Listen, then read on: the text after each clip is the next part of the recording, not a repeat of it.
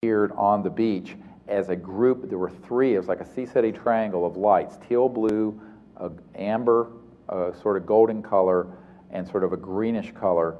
And this craft dematerialized, came out of the ocean, and then materialized there with these beams for an hour. And they signaled to us over 100 times, which is the next one you're going to see. Let's see, it's the craft on the beach here. Now, with the night scope, you're going to see this is our group, and we're on the Barrier Islands on the North Carolina coast. This is what we're going to do in the Gulf Coast next month in Florida, those of you who want to come. There's this is the horizon of the ocean. These are the waves. And this thing started happening right literally 90 feet from us. We walked it off. At the conclusion of the hour, I actually went out to where this dematerialized craft was, where these objects were signaling. You're going to see them in a moment. There. Just did it again. Yes, it just signaled right. Again. Everyone saw this with the naked eye. This is on the beach. Yeah, it's very close to where the waves are breaking. It's right out there. There it went. Did you see it? Mm-hmm. There. Oh, right there. See how close they are? Now, there's nothing there. It's just sand and empty air. And people say, well, what is this? I said, well, it's an ET craft with beams there that are trying to be safe so that they don't get zapped by the electronics from the secret government satellite systems. And they're there signaling. I walked into this group of ETs and almost dematerialized. People saw me vanish where they could see through me. And I almost went off planet with them, but I didn't, because I know I'm still supposed to be here. That is right here on. But these are the very God-conscious celestial ETs. These are ones that are, if you can imagine being in a state of everyone on the planet these are from are in God consciousness. Very, very large. I think it's I was going to say several. Which is where our civilization is headed. Very large. We will soon be a civilization where everyone on this planet is in cosmic consciousness. And then we're going to be like these folks. We'll go to other planets helping other worlds. And so the cycle goes on forever. Has everyone seen this at least? But we got some growing up to do first. It's done it about 100 times, I think. But I mean, but you know, there. It was very bright. They were very bright, very much with, and this went on for an hour. Did you see it? Now, while we're seeing these actual objects on the beach, there are objects that are moving around us, and all of our detectors are going off, including the magnetometers and what have you. So let's go to the next one. I mean, we have hours and hours of this, so I'm trying to cover. I have to show this thing. This is so astonishing. The craft that is right in the field, and it's right at the speed of light. It's almost as fast, a little bit faster than the speed of light. It materializes, dematerializes, and goes right up into space. And, oh my God! That was great. And corkscrews out into space. Watch this one in slow-mo. This literally happened. Here it comes. Straight up, turns to the left, dematerializes, right at the edge of being materialized. Todd Goldenbaum did an amazing job with the camera. And here it comes again, right here.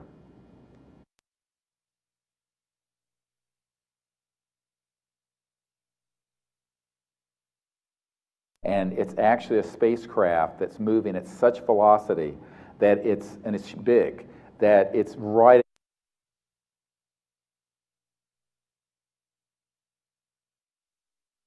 That's the real thing. That is not Lockheed Martin.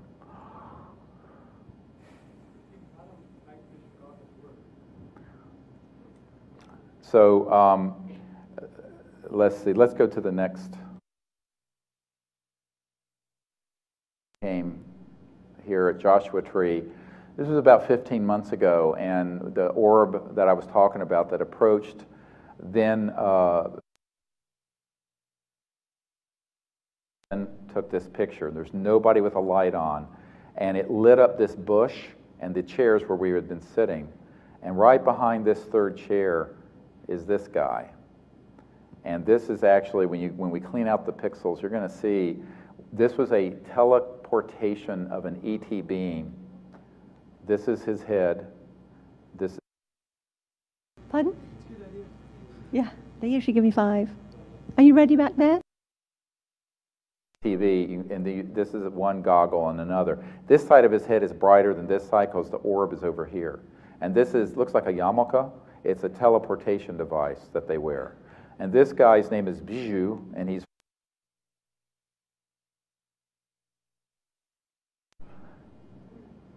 goes next to, is it running? Okay, just let it run. Now, it's interesting, look if his nose got lit up really bright, but his mouth is here, his chin's here, this is one eye, and this is the other. Look at the size of his head from here to here. That would be like from his shoulder to his pelvis. Your head would only cover about a third or half of that. His cranium above the eye, this part of his face is similar to our size proportionally, but from here up, and he's got a concave area here and here, kind of like Worf on the Star Trek series. But this is him right here. Now, he's right at the edge of materializing. This is him. And it's a male, and I know who he is. This is the orb. And when he appeared, this was, the camera had no flash on, nothing, and no one had a light on. And the camera was open maybe 3 or 4 seconds with a high ISO. And we had invited the ETs to come, and he came in transdimensionally. This is not a spirit being. This is an extraterrestrial, biological, but he's being transmitted through an electronic system that would be very similar to your astral body being able to be projected, except it's electronic, okay?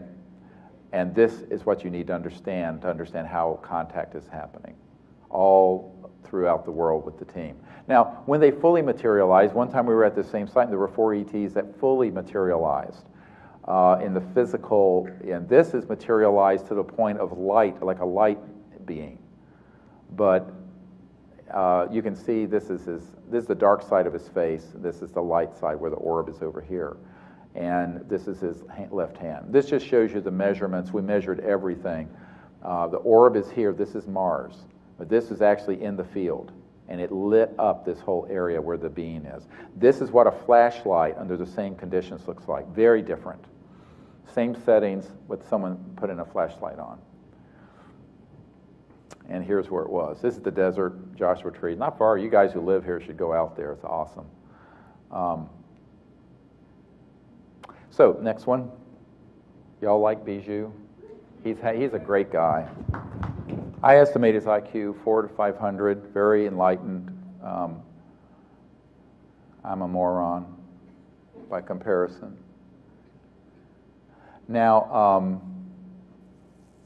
I can't remember. Yeah, there's so many. Oh, let's go to this one. A few months ago, we were at the Outer Banks again. We're going to be doing this on Marco Island, the Gulf of Mexico, next month. It's going to be amazing because we have a state beach just for our use. And there's an object, and in this, it looks like, you hear the tones. We're out in the middle of Cape Hatteras National Seashore, 100 miles of national seashore, and our electronics start going off. And all of a sudden, this thing comes in, and it dematerialized, and then it lights up the whole beach with your naked eye, begins to light up. And this thing is really an amazing object. Look at that. You can actually see it on the water reflecting. Now watch how it goes out and vanishes. Boom. This is clear. There's nothing here. It actually, this whole ship materialized, and it was kind of a golden amber color. It was celestial. And then it vanishes. And look at this thing. Pulsing to contact, and our electronics went nuts, as you could hear, and then there's nothing here. It just literally dematerializes. When people ask me, how many times has CSETI had contact like this? Thousands of times, and I'm not overstating it, thousands. It's beautiful. Look at this weirdness, and watch what it does. Not an airplane. Boom. See what it did? It came in, boom, poof. And that was very close, right over the beach. Now, while this was going on, there were some federal rangers harassing me, trying to run us off the beach. And the ETs came in. They were my guardianships, I know that. When I go to the Pentagon, there's a phalanx of ETs that accompany me, and the remote viewers at the CIA and National Security Agency have told me they see them, they're really scared of them. Because they're like 18 feet tall, they make me look like a little wuss, you know. Spending a week with me is a frightful experience. Okay, now, shock and awe. Let's see, cosmic shock and awe. We did this one. We don't have time for all this, I'm sorry. We're going to have to skip through some.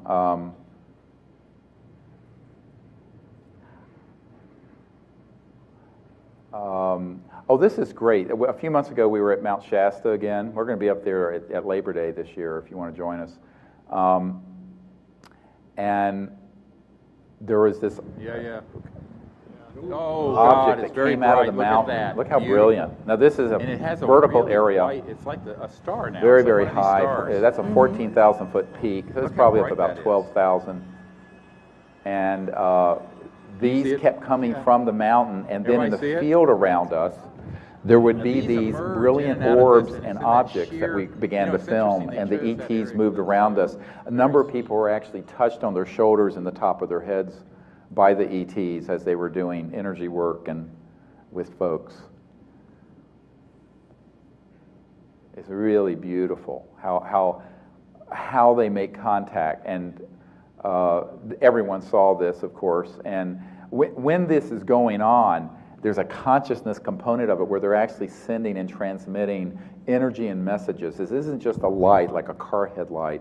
This actually has cosmic consciousness and energy that's coming from the ETs to people, and people are very affected by it. Now, one thing I missed, Raven, was the let's see, the object from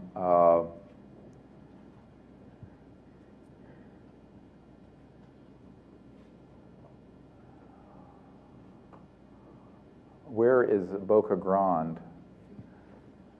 That would have been BG. Here, let's just do this for a minute. This is very close, so we're going to be a little further south than this, but last year we went to an island called Boca Grande in Florida in February, exactly a year ago. Look at this.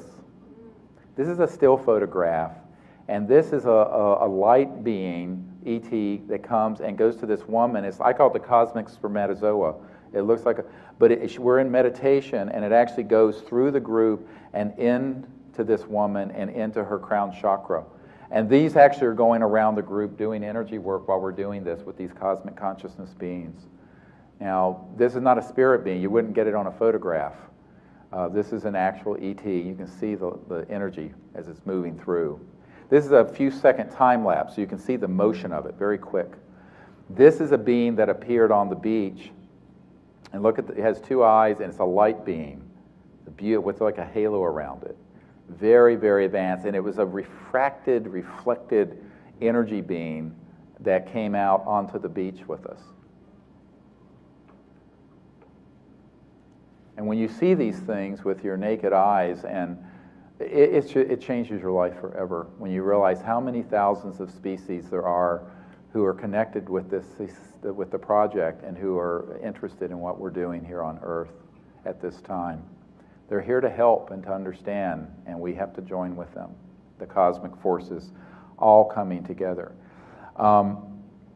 Let's see. I want to go to those of you who didn't. Oh, this is interesting. These images here. I showed some of these yesterday, but they're worth showing. And we went to the United Kingdom, to England, to the crop circles, and this object in the center, we're in the very center of a crop circle, appeared over, you can see how it kind of came in here, this is my head here, and it came in, and in a series of just a few seconds, Emery took these pictures, great pictures. These are no flash, regular high-speed setting. Here it is again. And this is extraterrestrial. They're not fully materialized, but we could all feel it, and our electronics were going off. One of them started going off in sort of a cadence, sort of a bum, bum, bum, bum. bum, bum, ba bum, bum, bum, ba bum. We recorded it. And this object stayed over my head for several seconds, and so he got several shots of it while these tones were going through the electronics while we were in the middle of this crop circle.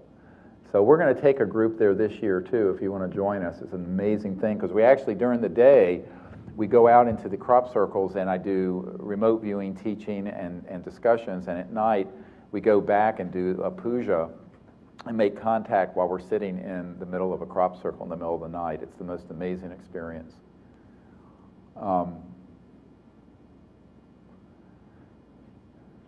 And of course, we end up having helicopters and military jets coming overhead too, but look at this thing go. Isn't that cool? Watch. When you put it in sequence, boom, boom, boom. So, he's stationary, and here this thing is. And what you find is that when you're doing this work, now this is the crop circle, not the one we were in just then, there's another one that appeared the night we arrived in England. And it's very complex, has a sort of a sea-setting motif with a triangle. We did our puja right about here. And in the very center of it, when we were there, the detectors we put in the very center of the vortex of this crop circle, and they started going off. And as they went off, then of course Emery took some photographs, and there were all kinds of objects in the sky, a number of very strange sort of chevron-shaped objects that were just at the point of materializing. And this was the same crop circle where we did several nights of our contact work at night. Not every night, but about half the nights that we were in England this past year, about 6 months ago. And we count in this one photograph, there were 12 of these. And the emotion that you feel when the ETs are there in such numbers and in such consciousness is beautiful. They're just emerging from trans-dimensional reality, astral, into linear space-time. But remember, if you're going faster than the speed of light across millions of light years of space or thousands of light years of space, you're not using an Exxon fuel tank. And you're not using a solid rocket booster or the space shuttle. You're dealing with, it ain't your granddad's rocket and Oldsmobile, friends, and that's what we're talking about here. And learning the science of how these ETs are appearing and materializing and how you make contact and consciousness is important. Now here's the puja set. You can see there's a candle on it, and it sort of is glowing here. This is in the evening. He's using a high ISO, and the shutter's open for a few seconds. But this next picture is very important. What is this? No one had any blue lights on, and the candle's off by now. What's this guy?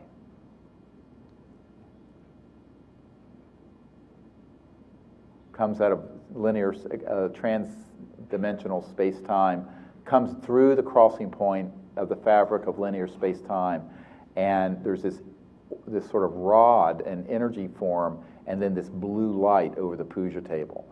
These ETs are very drawn to the puja, the Sanskrit, and the mantras we're using, because they understand that we're reawakening the world to that ancient knowledge that's been lost.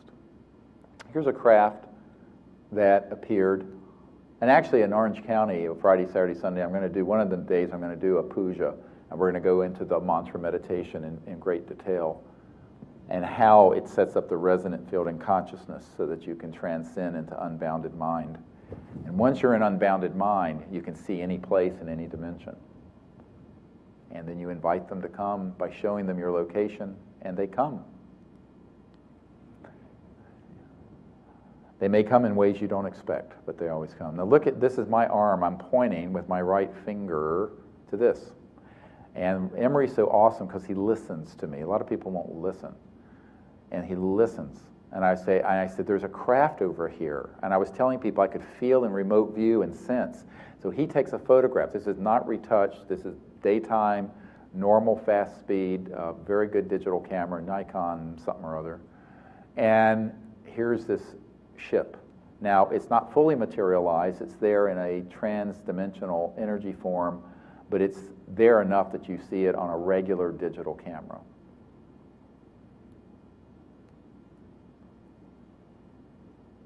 So you can feel it, and you can see it, and you can hear them as well.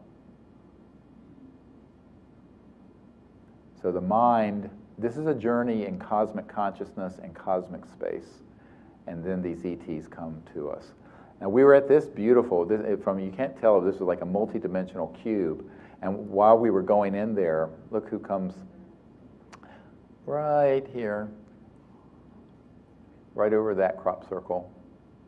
Spherical object with some really strange sort of protrusions on it, very similar to the one from Wichita Falls, Texas in 1992, not exactly the same. And often when we're approaching an area, we do have a lot of military reconnaissance and choppers that are coming around us. There will be ET vehicles that are our guardian ships. These are guardian vehicles. And the National Reconnaissance Office satellites, the birds up there, day or night, pick these up, and they're going, holy Christ. So right now, we're operating under certain restrictions. Now, this is a time lapse, so that you can see the laser is in the field here. But what is this chevron-shaped thing here? So over this valley, we actually saw it. You can see in the picture, everyone's craning their neck. Now, this is in Alton Barnes, England, and we're on an 1,800-acre farm that we have had permission to use since '92. We're going to go back there this summer, and on the top of it is this big knoll and hill where you can see the whole area. And this is at the epicenter of where the most incredible crop circles have appeared over the years, and not far from where the Sea-Seti Triangle, that one we showed you earlier. And this is floating right over the valley, very close to us, because this hill is not far away at all. And you see everyone's turned to look.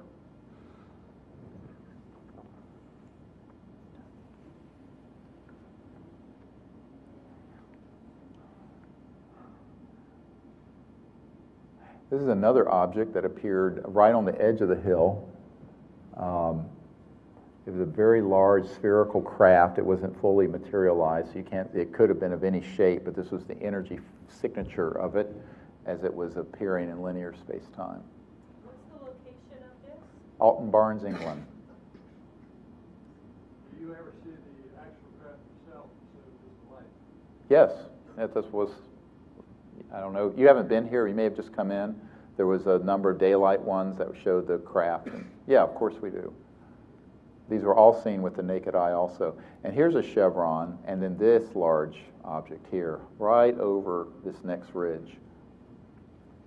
They're coming right through the edge of the crossing point of light. So when the craft are fully materialized in three-dimensional, of course they're metallic or what have you, they have a different appearance than these light ships. But remember, when they're in this form, they're much more easily, what can I say, able to dematerialize and go beyond the reach of an electromagnetic weapon. So a lot of people say, well, why don't they just shut all those systems down? Because then the secret government would say, see, it's the invasion of Earth, not just LA. The ETs are too smart to fall into. Look at this, it's very interesting.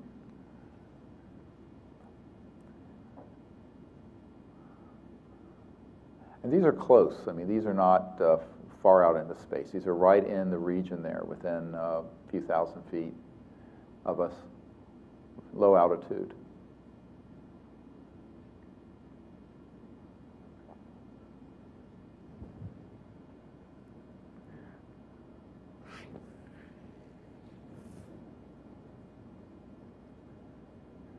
And in the course of doing this, one of the things we've learned is that the more coherent the group is, the more these objects come closer and closer.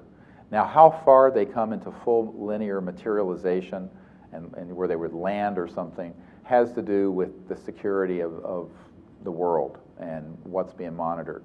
I can tell you that we're not going to be able to do this without being known. And I can tell you that these objects, if we're seeing them, they're being seen by the eyes in the sky by the National Reconnaissance Office satellite system. So, you know, I asked the ETs to do whatever they're going to do in a way that's safe. There's no reason to do anything that would get anyone injured. And after what happened at Mount Shasta a few years ago, where that scalar weapon was fired across the bow of the ship and my group, I decided that, you know, the ETs,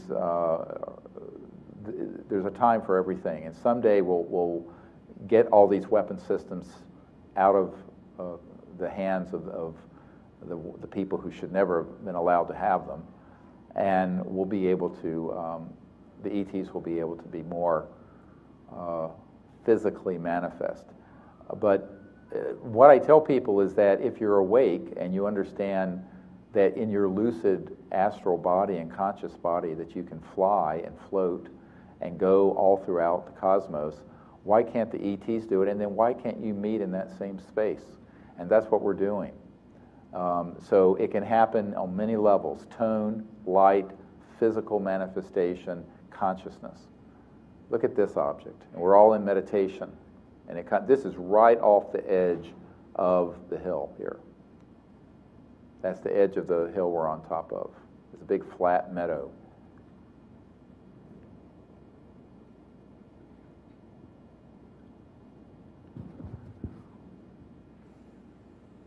Beautiful what's coming in.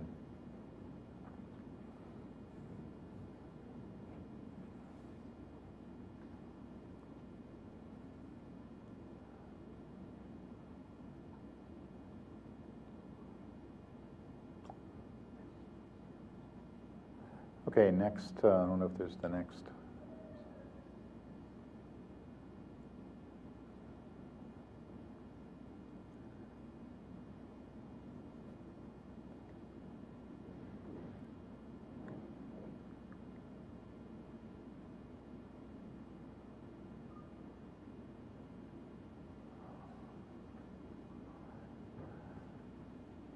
So we have to go to the next.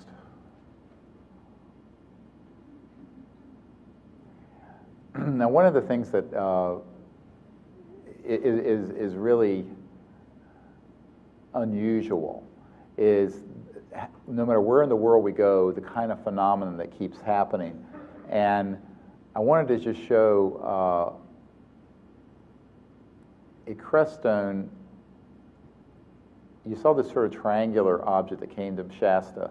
We went up to Blanca Peak, and we're going to do this in June. There's a place in Crestone, Colorado we go to. It's a sacred mountain of the East for the Native American tribes of that part of the world. Look at this. Boom, boom, boom. Sea-City Triangle. And this is only maybe a few feet from us. And it kind of appears, and it comes in and out. Now, what's interesting about that, this is the site that if you read the book, Contact, Countdown to Transformation, is where we had 12 of the extraterrestrial elders from different star systems that in 1997 appeared and asked us to stand down the weapon systems and to do disclosure. And this is the exact same site. Now, this just happened about 9 months ago. And it's the exact triangular form of the crop circle, and it's the exact triangular form of the object that was at Mount Shasta about 2 years earlier. So this keeps happening, and it also happened at the Outer Banks last year. So we have these, and this is an actual craft that's there transdimensionally. If it materialized, it would have been a very large craft, I suspect. But the beings that were there on site were there in their etheric and astral bodies while these objects are appearing around us. Anyway, those are some of the images. And we have the lights back up. Hope you enjoy those.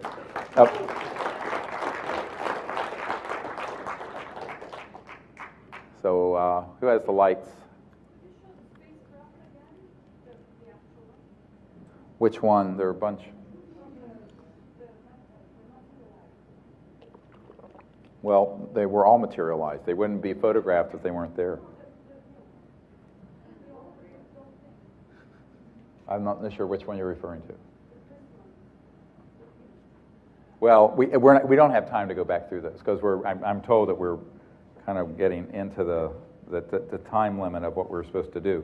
But one of the things I want to do before we leave is have an opportunity for folks to ask questions, now just briefly, about a lot of this material, and the things that you need to know to go to the next level of contact, because that's what I really want all of you to learn to do, is to make the contact. And to do, now the meditations and all that stuff, I mean, it takes hours to go through that training, but those are all on the app, the iPhone app, and they're also all on the CSETI site.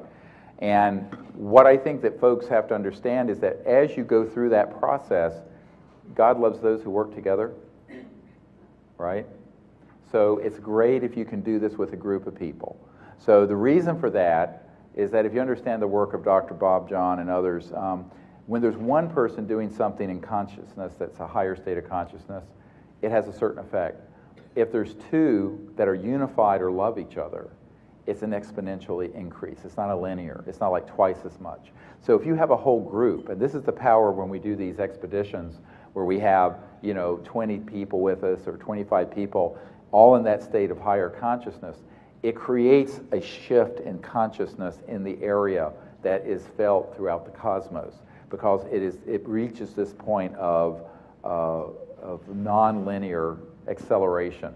And so if you're doing this at home and you're wanting to do it, you can do it by yourself, and certainly a lot of people have and have had contact. But if you do it with other people that you have a coherence with and a love for and a friendship with, it creates a certain power.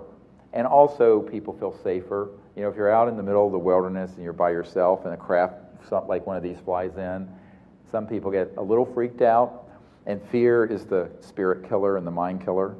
So it's very important, if you're with other people, you can feel secure with each other, and and there's really no reason to be afraid anyway, but it's natural for humans to be a little freaked out when you have something like this approaching at a few hundred feet, and it's extraterrestrial and it's coming in. So I think that if you do this with 3 or 4 or 5 people that you're close with, it will have a huge effect in not only expanding awareness, but making you feel secure as you do the work, so you have friends with you there. So any questions? People have questions? Yes? Yeah, you were saying that Sitchkin was talking about, us being left here to be monkey slaves for the ETs that wanted gold. What's your philosophy and what do you think is the truth about that? Well, certainly human civilization, there have been many civilizations here that predate Sumerian or what have you. Millions of years ago, there were Lemurians, and there were the Mu, and there was Atlantis, and I think those literally existed. In fact, there's a guy who works for the intelligence community who's actually given devices that the CIA and other intelligence officers find that are thousands to millions of years old. And he's asked to figure out how these work. Okay, so they've been around a long time. The extraterrestrial civilizations that have been involved with the Earth have been involved at different phases. Okay, so millions of years ago, I suspect there was a different civilization here than what we think of Homo sapiens. The modern era, what we have record of in the last 10,000 years, is really a teeny little tip of the iceberg of the existence of intelligent life on this planet. Earth has had life for 700 million years. And I can assure you that the objects, for example, on Mars, are in the hundreds of thousands to millions of years old. The pyramids and the objects that are on Mars. This I know to be a fact. Now, a lot of people say, why aren't those disclosed? And I tell people, well, there's a Jet Propulsion Lab scientist who told me that if that was disclosed to exist, even though they're ancient, that it would collapse the orthodox belief systems of every organized religion on Earth. And I said, well, good. And he says, no, you don't understand. There's a lot of power in those groups. They do not want it known that there was a connection between the genesis of life on Earth and what had been on Mars and out there in other star systems. So, but no matter how you view it, I think we have to be careful not to sort of do an anthropocentric projection onto things that are in very old scriptures that may not be understood well. There's no reason to think that an interstellar civilization or interplanetary civilization would need to have anyone dig up gold for them. Okay, you know why? Because I know for a personal fact that some of the scientists I'm working with, that you can take some tin and another compound that I don't want to talk about, and put it in a microwave at a certain setting, and you can turn it into platinum or gold. You don't, so the idea, see, a lot of these ideas are based on a sort of very, I hate to use the word superstitious, religious thinking that has no foundation whatsoever in the science of an interplanetary civilization.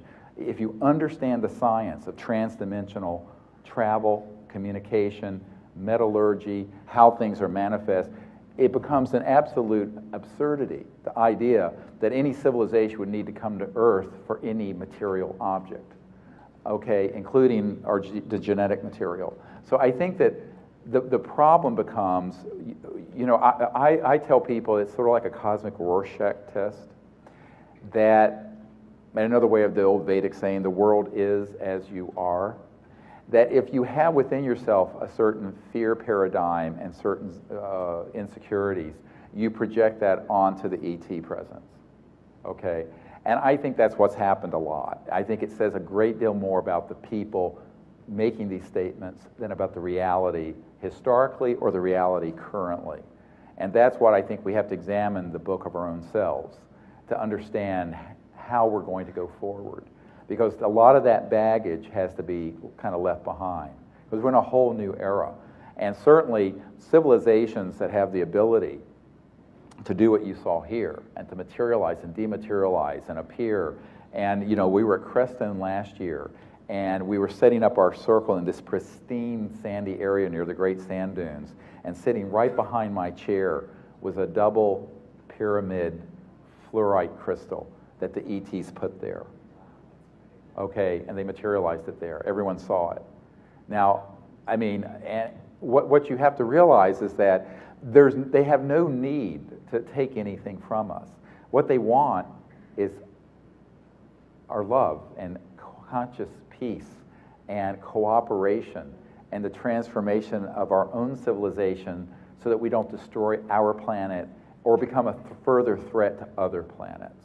Because remember, these $2 trillion we spend in these classified projects have taken things from 1927 when T. Townsend Brown was doing high voltage experiments with anti-gravity, and that's, if you go to the orionproject.org, you'll see this, to things that can cross over into transdimensional weapon systems. And so that's what I mean when I say it's not just hydrogen bombs. There are other things that are classified where we become an existential threat to other worlds and to ourselves. And so I think that when we look even historically, there's no foundation to think that there was a civilization that needed to somehow have us digging up gold ore from them out of the ground when they can simply put in an electromagnetic system and manifest it. And that's exactly what I know people at the CIA have programs that have done that. So I think that if we have that in 20th century Earth technology, it's laughable to think that a civilization that's interstellar wouldn't have discovered those same sciences, you see? And so when you think about it, a lot of these sort of pejorative and fearful and xenophobic assessments are simply projections of our own cultural heritage of ethnic cleansing and racism and warfare and tribalism. And I think we have to check that for a minute and really think about this, so that we don't go stampeding into this future, dragging all that superstition and all that negativity. I think that what we have to say is that let's let that go with the dinosaurs, with the old world that's being folded up, and let's put all of our attention on the unfurling of this new world, a world of universal peace, free energy, travel amongst the stars, the ending of poverty on Earth, the creation of a sustainable civilization. And here's the good news. All of that is on the planet now. We don't have to invent it. We don't have to discover it. It's all here. We have to disclose it. We have to unveil it. We have to be the vector to bring it out. So I tell people, let's focus on that. And when we do that, if we take care of that, we're going to find the universe is going to open its arms wide for us. And these civilizations are going to be here in huge numbers. But they're waiting for that. They've been waiting for us to make this leap for 100 years, and now it's time. Yes?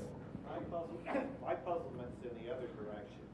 How could being cis advanced tolerate or allow themselves to be stymied by a scalar weapon, especially in the early stages, and why they would allow the great mass of humanity, which fundamentally has goodwill, to be deceived by a few hundred psychopathic.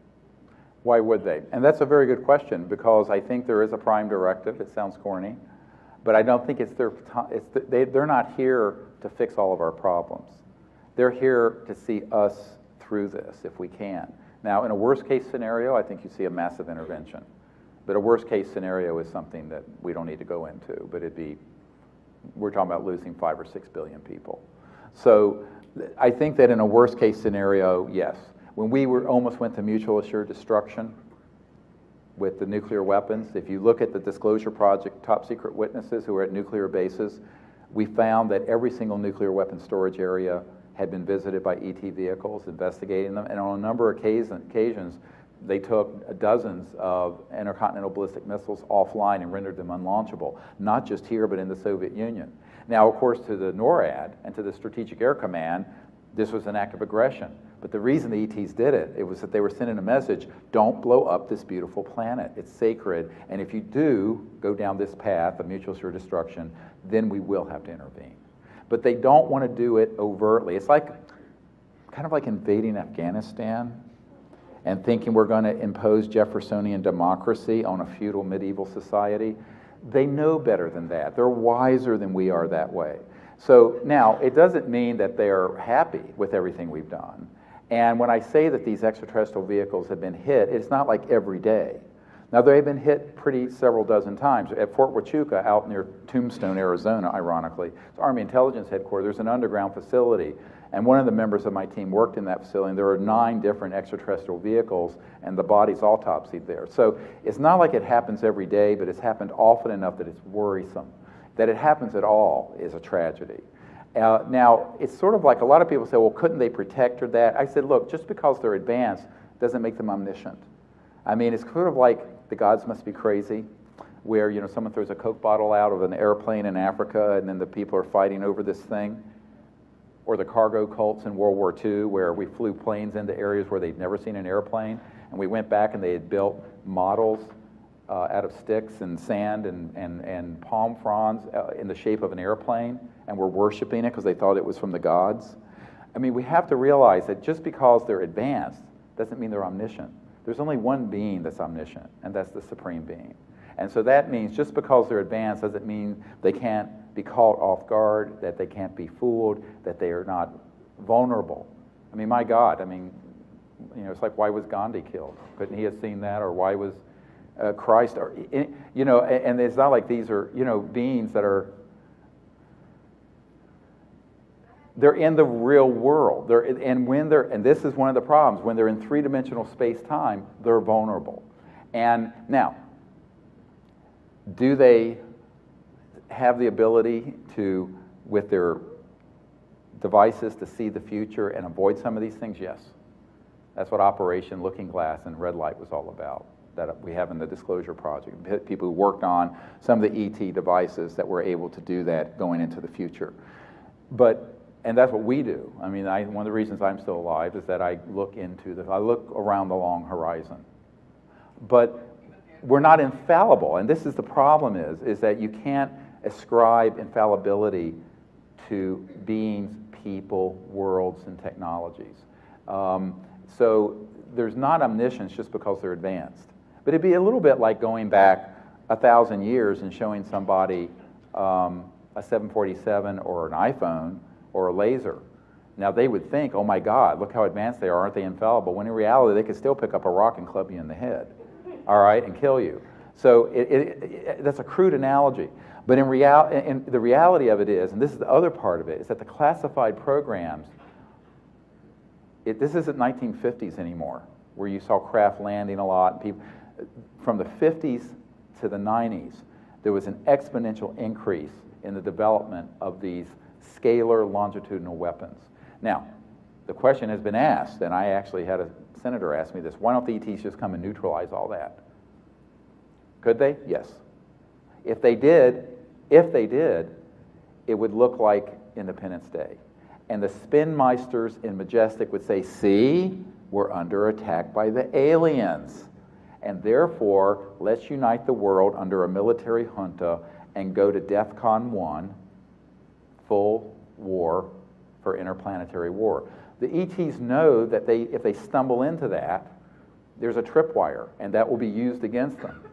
To the extent that they even went to our ICBMs and rendered them unlaunchable for 30 minutes or a few hours.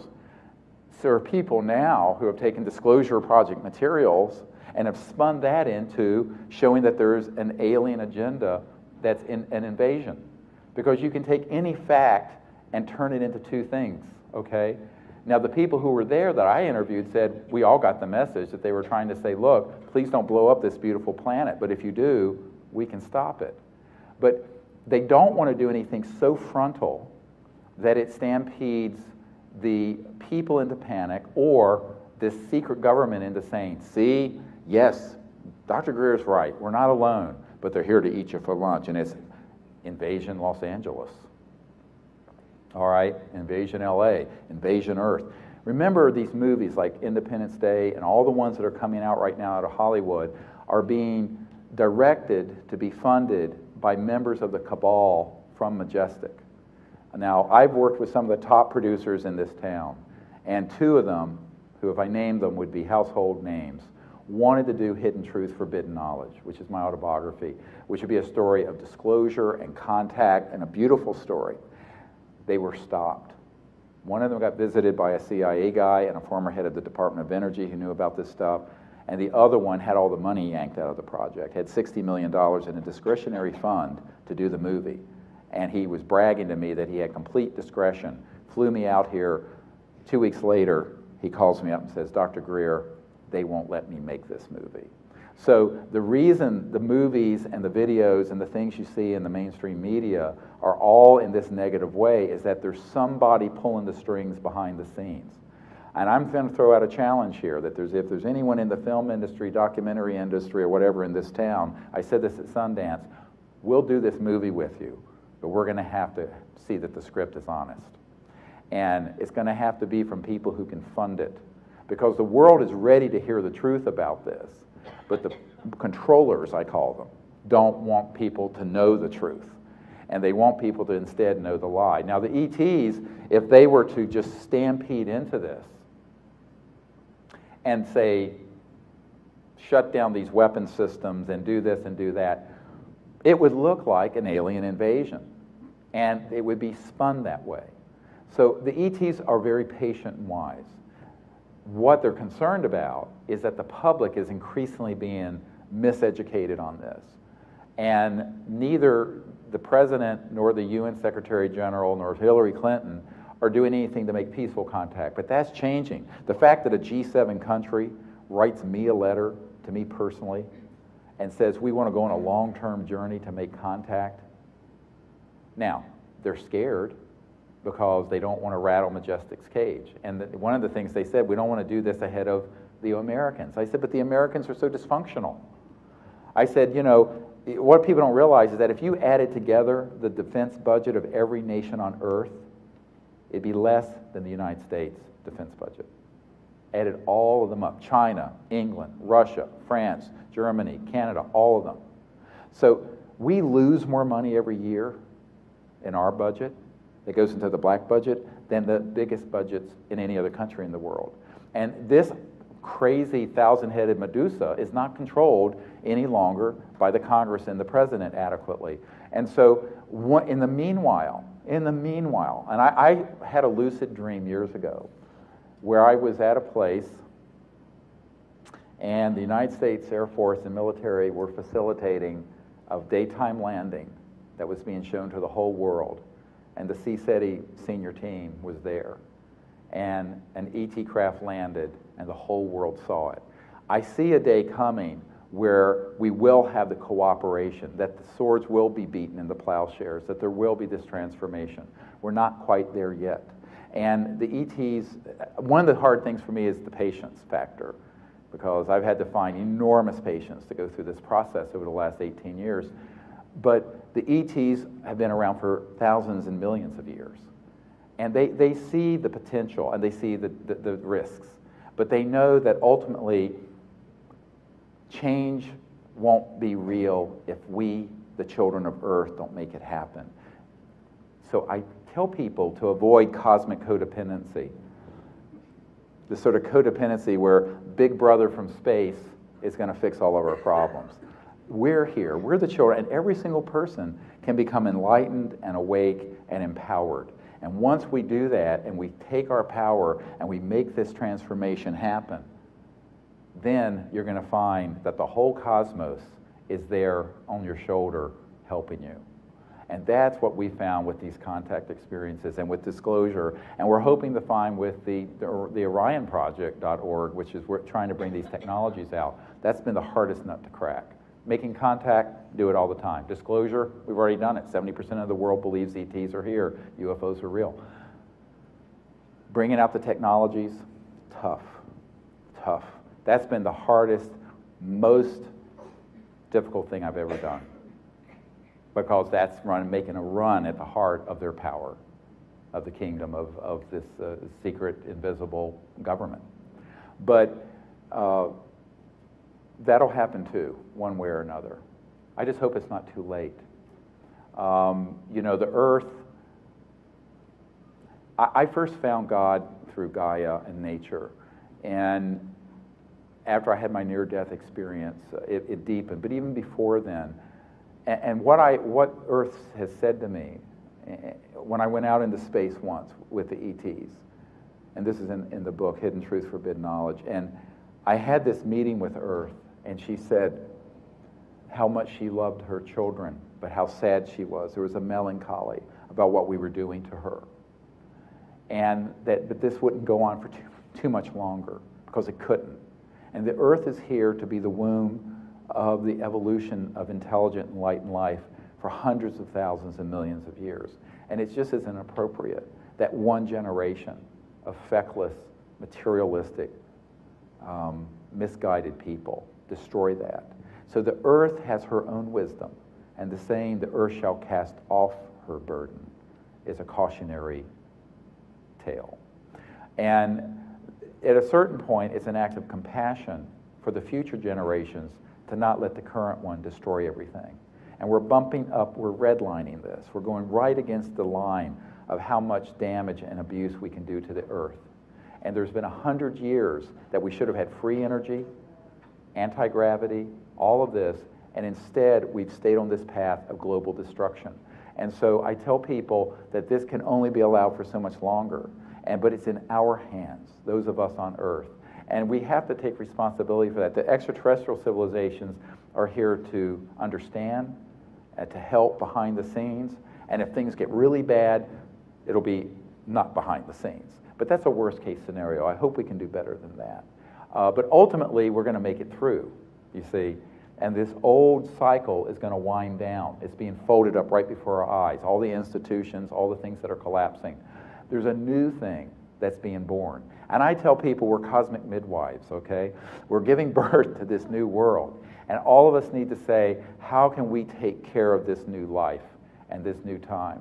And that's really what all of us can do. And it doesn't matter whether we do a little or a lot, so long as that's what we're doing. Because ultimately, you have to understand the landscape and the obstacles out there of what's going on in classified projects. But to me, that's not where the action is. The action is in spirit and in consciousness, and our action together as a people, making a new civilization a reality.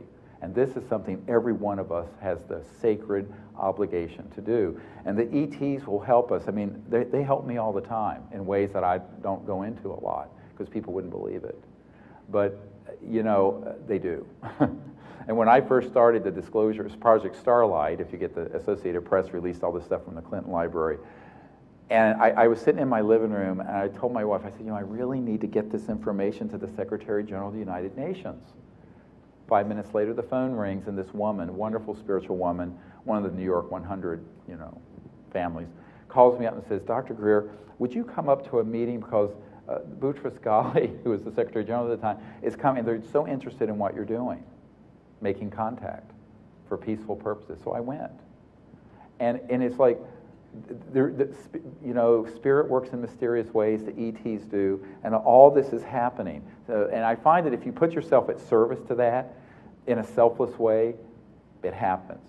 And selfless doesn't mean passive, however. I have a very strong ego, but I'm very selfless. Those are not mutually exclusive things. You've got to stand tall, you need to speak truth to power, and you've got to find your power and do it. It's enough of sitting around in sackcloth and ashes and sit in Shiva. We've got to get up and stand up as a people and make this world a reality. And that's why all of us are on this planet right now, because we're at this pivotal, final countdown to transformation of life on Earth. And it is all of our job to do that. Yes, ma'am? It's right in line of where you're going.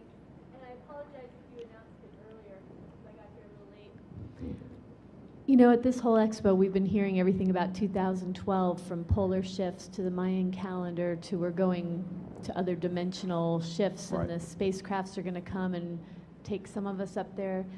Have you gotten any insight either through your meditations or directly? I'd love to know if they've told you what's coming 2012. Yes, but the 2012 may not be quite the accurate date, although we manifest it. Remember, the minds of our individuality and collective manifest the reality. And 2012 was actually a time of celebration in the Mayan calendar. It was the ending of one cycle and the opening of another. And that is what I tell people. Now, the creation of this whole new era of enlightenment, of universal and world peace, may be attended by certain house cleanings. But a house cleaning, all right, of the old dreck, garbage. Now, that can be as painful and disruptive or smooth as we intend it collectively. Now, prognostically, looking at where we are and where we should be, could be, one can be forgiven for not being sanguine that it's going to be an easy transition. I think easy would have been between 1880 and 1910. Difficult would have been between 1910 and 1940s. Extremely difficult would have been between the 40s and the 90s. And now we're at the red line. We're at V1. If you're a pilot and you're going down a runway, you reach a speed where you have to either shut the engines down or take off.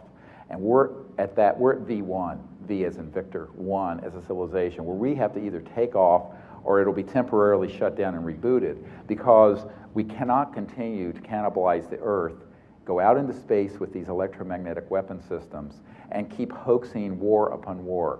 And that's what we're doing, because the whole thing with all these movies, and with, I hate to say it, 90% of the New Age and UFO crowd who talks about the evil aliens and the good aliens and this, they're just laying the foundation for the Mormon-esque Scientological final battle in space nonsense. And I tell people, this is not where we're supposed to be, because the time of universal peace is here. And that does not mean interplanetary war, and it does not mean continue. So how this transition plays out has a lot to do. Now, things can happen quickly. You look at people talking about Egypt, and I've been to Egypt. I had the last night of my honeymoon on Mount Sinai. My Jewish mother-in-law went, "Oh, oy vey, you'll be struck dead by God." Having. I don't know if our first child was conceived there. Anyway, but outrageous and shocking. But what happened is that this is what you have to entertain, is that the changes that you saw happen in Egypt happened in 18 days or whatever it was. Once a group of people come together, and that was sort of a political thing, and in a sense, but these other changes, that's about coming together. And that's why I'm really excited. I'm out here, I'm going to meet with some people about having a huge concert with, millions of people seeing it, where we'd have some of the biggest artists in history there who are really into this subject. People like, 30 Seconds to Mars and Blink-182 and all these guys who are really into what we're doing. So that's really exciting. But I think that one of the things that I'm concerned about most is that people not look to the past to gauge the future, because the future is on an accelerated path.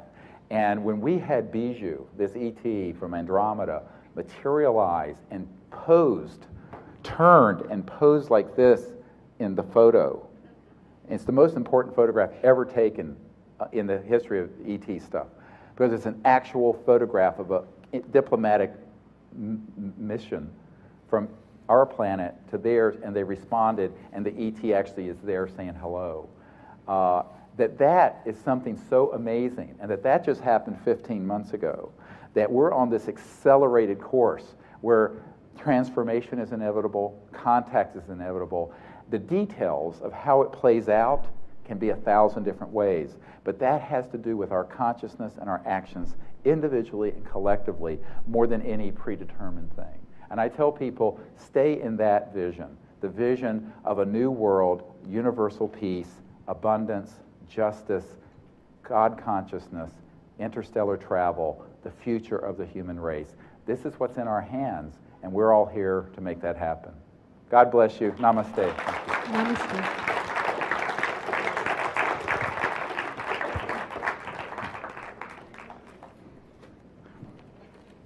Good, good.